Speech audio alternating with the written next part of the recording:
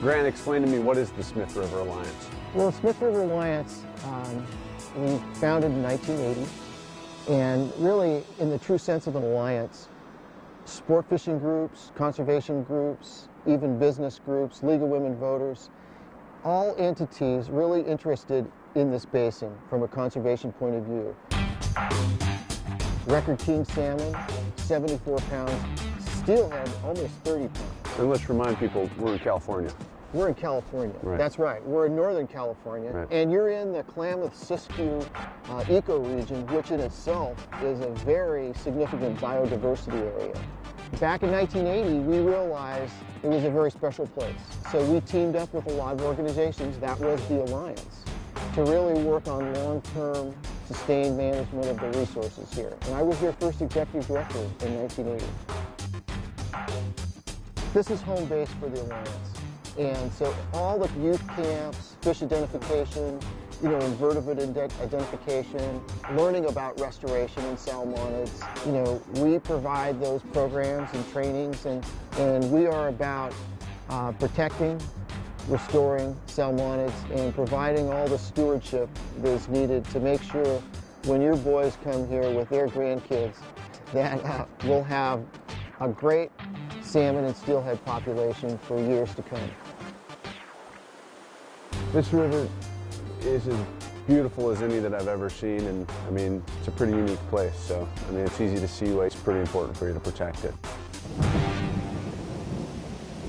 We have the largest recorded rainfall in the continental United States here, with about 240 inches. Wow. Big rainfall. Yeah. In some parts of the basin, we do not have actually that much forest. In other places, like here, we have pretty good forest.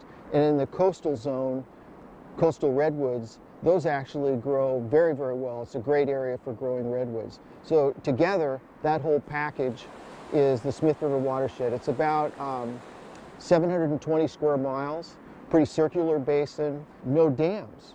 Okay, no dams in this basin, and in fact, there are more miles designated through the federal Wild and Scenic River System as wild and scenic than just about any other river in the nation. Over 300 miles. Wow. Main forks and tributaries designated wild and scenic. What are some of the threats that you've had to deal with and that you're dealing with here? Great question, and really that has been the story of the Alliance. The National Recreation Area, established in 1990, there were some key private areas that were not available for sale at that time. Mm-hmm. So we have really focused on picking up those big inholdings to complete that landscape picture of the National Recreation Area. The last big one we're in the process of completing right now, and that's known as Hurdygurdy Creek. Fabulous spawning and rearing habitat. In one season alone, over 300 reds for steelhead. There's like 14 miles of really great habitat on Hurdygurdy. And so most of this acquisition, it's a 5,300, almost 5,400 acre acquisition. Most of that is in Hurdygurdy. And that will be purchased and transferred to the National Recreation Area later this year. And again, Trout, Nature Conservancy, TU, a great cast of partners. Really, we got to work together to get these things done, because with appropriations and that coordination in Washington and then the work regionally and locally, it takes a good team.